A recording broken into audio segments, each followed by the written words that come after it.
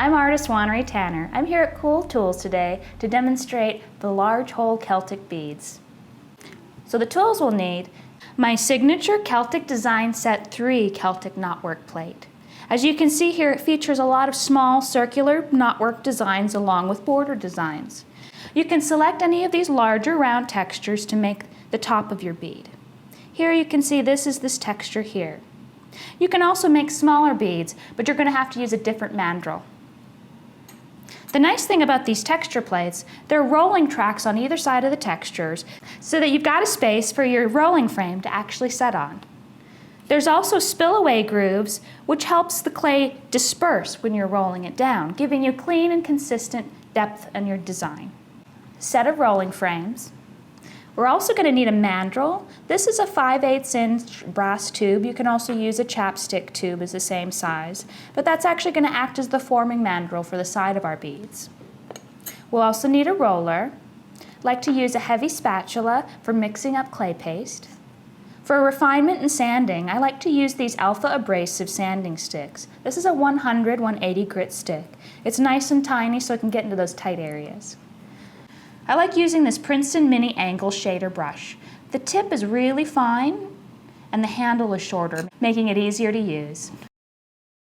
You'll also need a needle tool for cutting your clay out.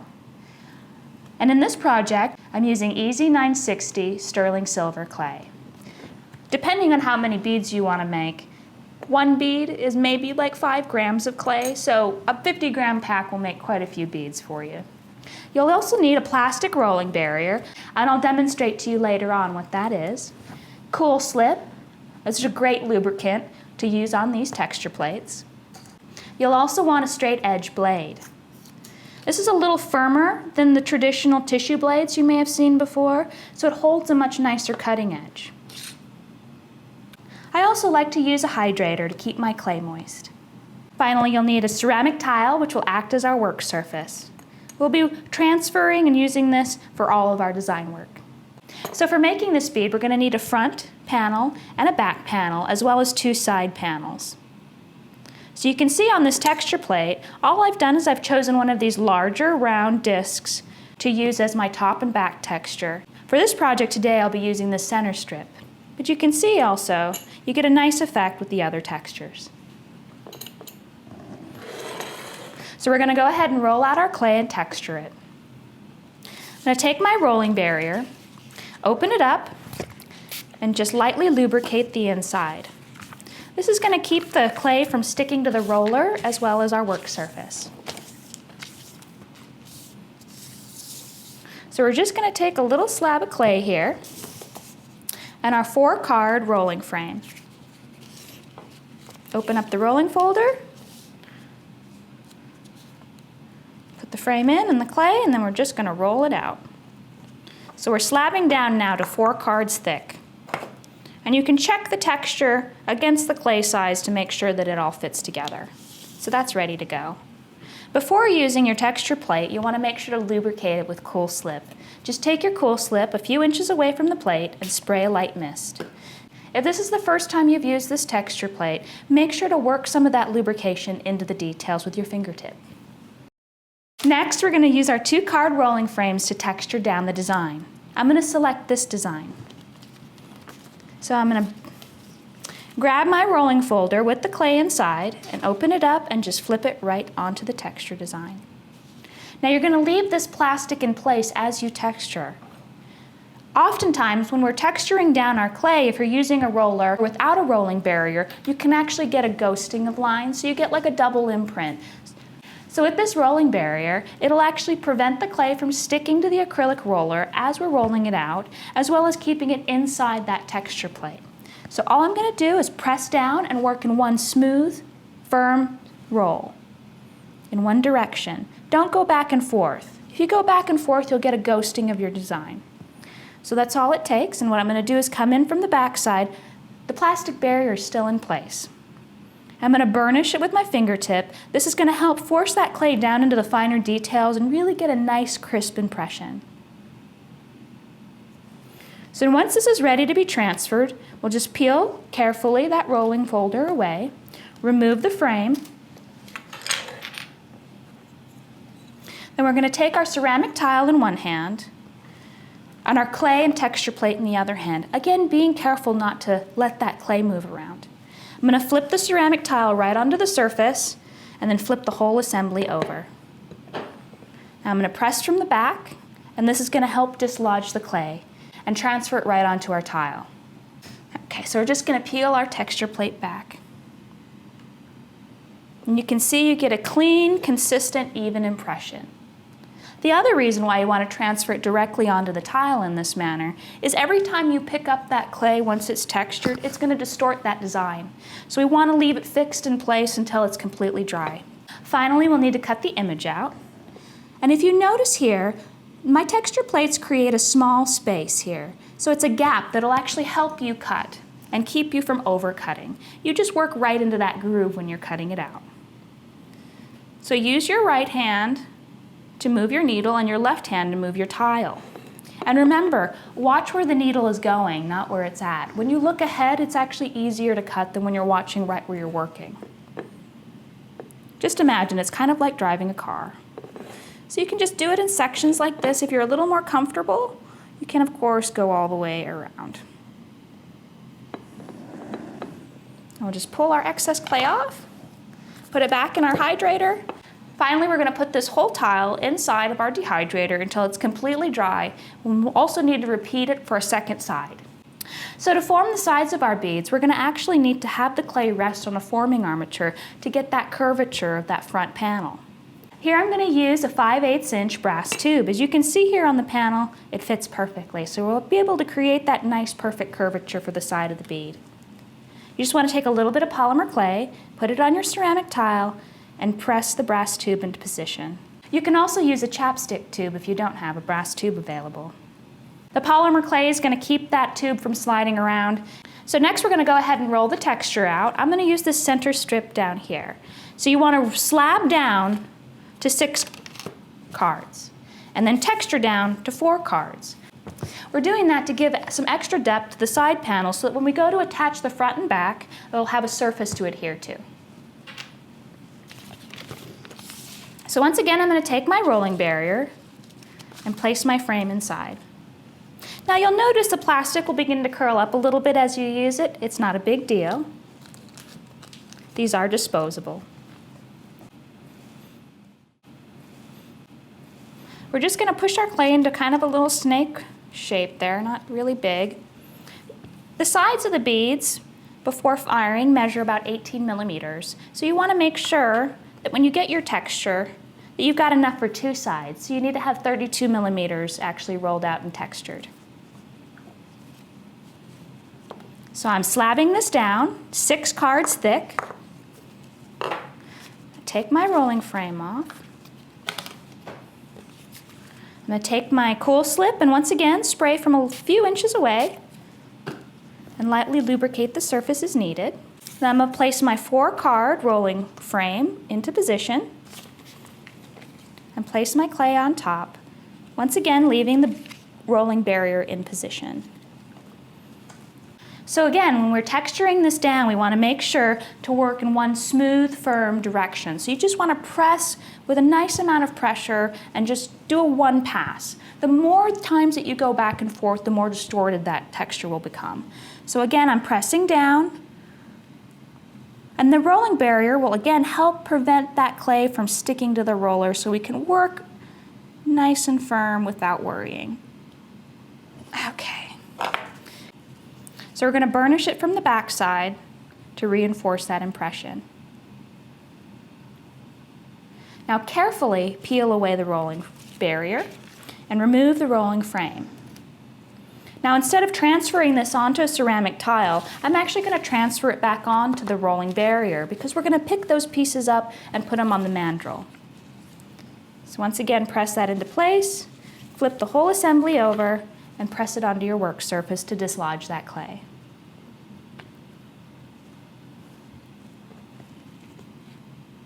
And as you can see, you get a nice, clean, consistent pattern. Now we're going to come in with our straight blade. And as a reminder, this is a little harder than a tissue blade, so we can do these nice sweeping lines without worrying about distortion. So you can line this up. And once again, you don't want to pick up your textured slab. Once it's textured, leave it in position, because every time you pick it up and move it, it's going to distort.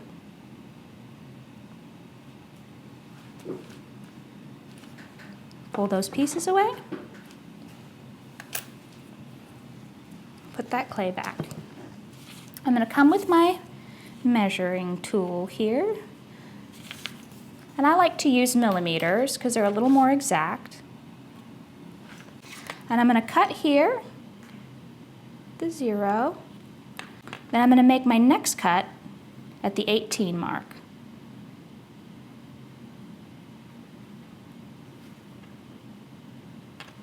Then you're going to repeat again for your second side.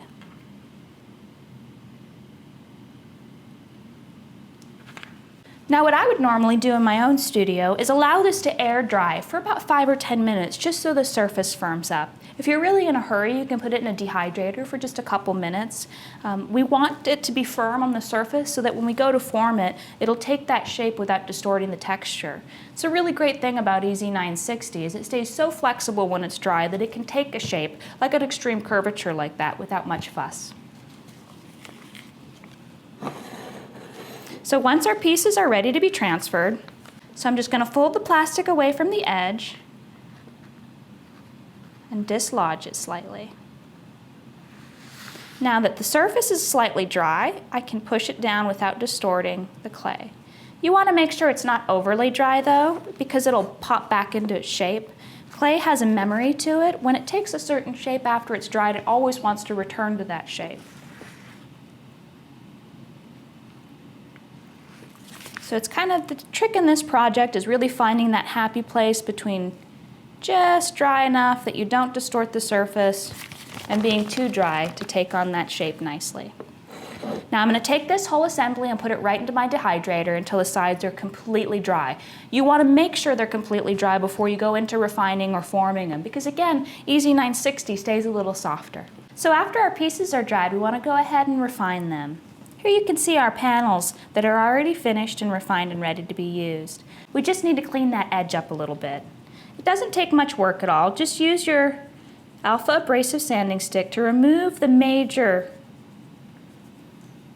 pieces of clay that are hanging off of there. And again, EZ960 is so soft that it really doesn't take much pressure or time to do this.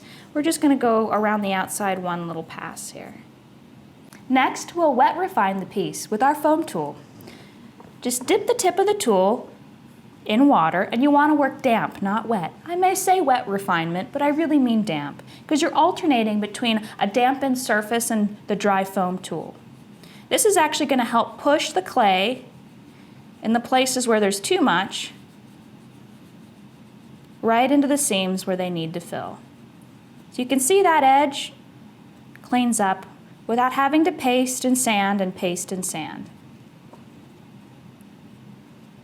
And this process takes absolutely no time with EZ960, and it doesn't require any sort of additives at all, just plain water.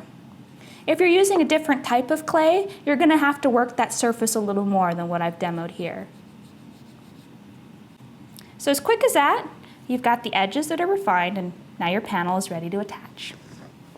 So we're going to take the two panels we finished here earlier and bring them together with our sides. Now you can see as this dried, the sides flipped up a little bit. Don't worry about it. Most of it's going to be covered up with the front panel anyways. We just want it to follow the curvature. If you have a little bit of a space or a line there along the border, really with these side pieces you're not going to need to sand at all because we cut right up against the border. Just do a light swipe with the damp tool, then switch to the dry side, wipe down until that edge is nice and clean. It doesn't take much work at all. Now that piece is ready to be attached. So you just want to do the same process with the second side. Again, just a couple little swipes and we're ready to go. So now that all of our pieces are refined and ready to be assembled, we can just take a little bit of clay. I'm just going to use a spatula tool here to mix a nice thick paste. And you can see I'm just dipping my tool head in the water. I'm not dripping it on there or dribbling it in because I want to control the amount of water that's actually mixed into this paste. Easy 960 has really fine metal particles in it, so it makes this super smooth, buttery paste with just the addition of water. I often tell people, I may say paste, but if you think spackle, it's probably a little more appropriate. When you use a really thick paste like this, you're not having to go back and refill and refine over and over again to repair seams or gaps, because it doesn't disappear the same way that really overly wet paste will. As that water evaporates from the paste, the clay will actually shrink, so it can disappear into seams that look filled.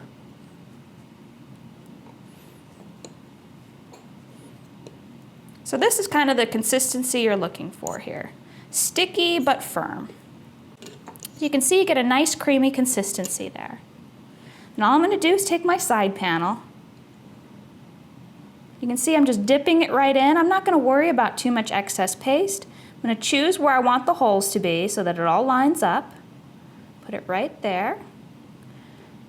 And then I'm just going to move it into position. Then I'm going to take my fine tip paintbrush, kind of edge this in, and then I'm just going to smooth that thick paste out. So you want to make sure that you don't see that inside seam at all. So I'm going to use the brush, damp again, not wet. So you saw that I dipped it in the water and then I wiped it off on my fingertips. And I'm just going to use that damp brush to clean off any paste that might have squished off. You want to be careful with the amount of pressure you're using too. Really go gentle until that paste has a chance to dry and adhere. Now go ahead and stick that in your dehydrator and let it dry completely. Once this is dry, we can attach our second side. So we're going to work much in the same way as we did before. We're going to take that side panel that's already been curved, dip the edge right into this thick creamy paste, and position it so that our holes are even.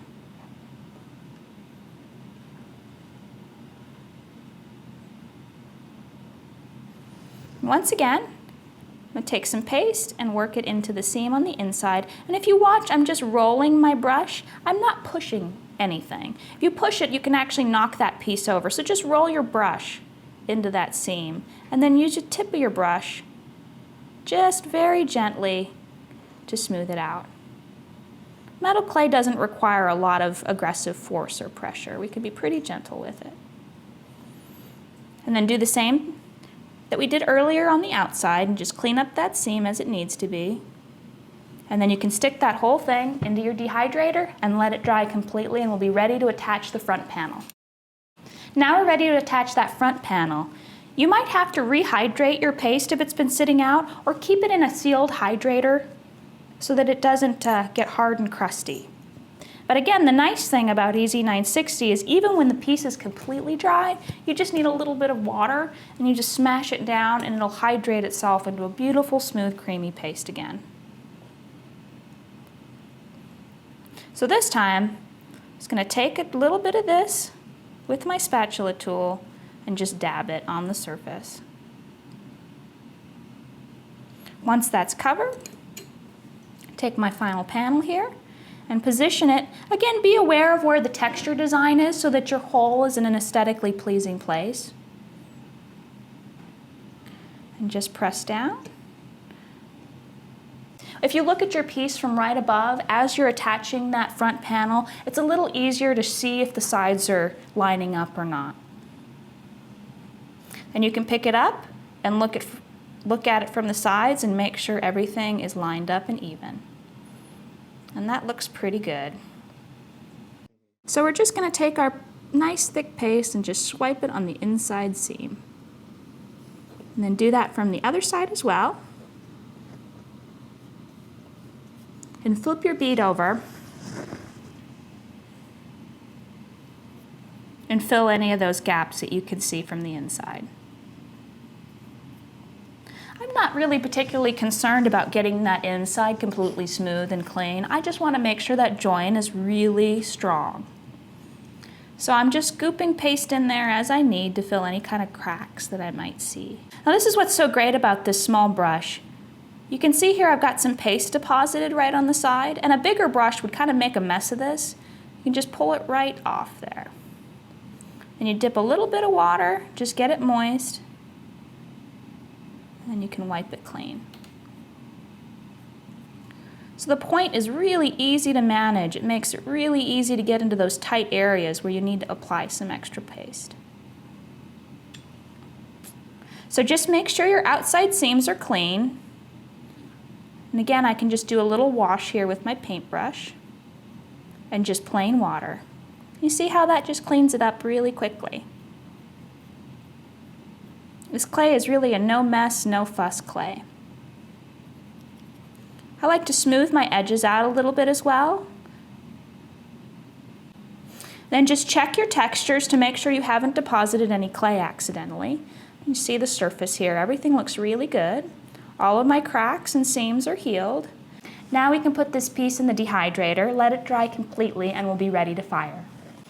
Once your piece is completely dried, we'll go ahead and fire it. So what I have here for firing is alumina hydrate inside of a ceramic firing dish.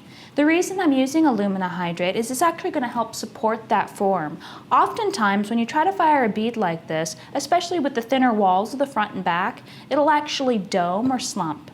So if you put it inside here and just work that alumina hydrate right in, it's actually going to help support that form. Now it's a little counterintuitive because historically you never want to fill a metal clay piece with anything. It's going to distort as it shrinks. In this case though, alumina hydrate actually gets out of the way. It moves away from the clay as it fires, but it's still there to support the form. So it's a perfect firing medium. So you can go ahead and put this in your kiln. If you have a muffle kiln, fire it at 1675 for 2 hours, or if you want to fire lower, you have to fire it longer. So we'll put this in the kiln, fire it, and then be ready to finish. When you pull your piece out of the kiln, you might notice a little bit of discoloration. Don't be worried about that, it's just the alumina hydrate. You can brush off the excess debris, and we'll be able to patina right on top of that. So you take a look at this shape here, you get a nice firm form when you fire it in alumina hydrate without any slumping. For patina, I prefer to use Black Max, which gets an instant dark black patina right onto the fire scale surface. I don't even brass brush my pieces. You do want to wear gloves though, because it is a caustic chemical. Take a Q-tip. You don't need to pour any of this out either. Just a little bit right on the end of the Q-tip is all you need. And then just touch it to the surface. You can see how quickly that becomes a nice dark color. And do the sides as well. Inside the bead.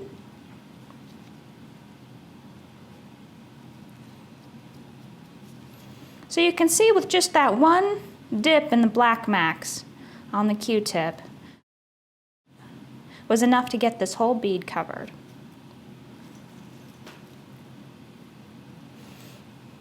Now before you finish this, you want to go ahead and rinse it in water.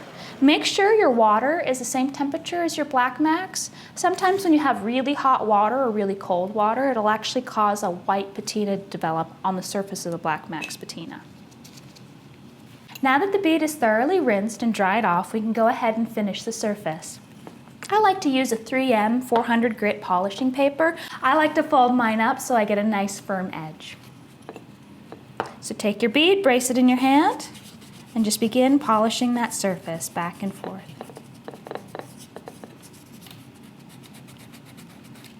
So you can see that knotwork comes through bright and clear.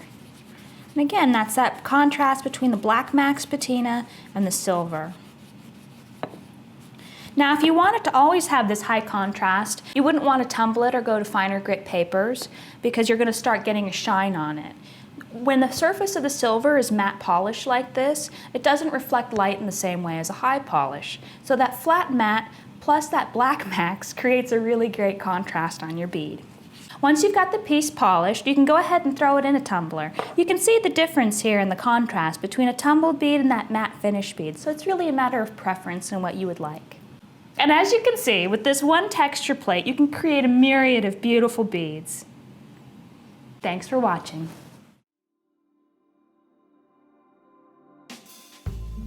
Visit our Learning Center at cooltools.us for more cool jewelry making videos. Subscribe to our YouTube channel, like us on Facebook, follow us on Twitter, and be sure to sign up for our email list to be the first to hear about new videos, new products, and other cool stuff from Cool Tools.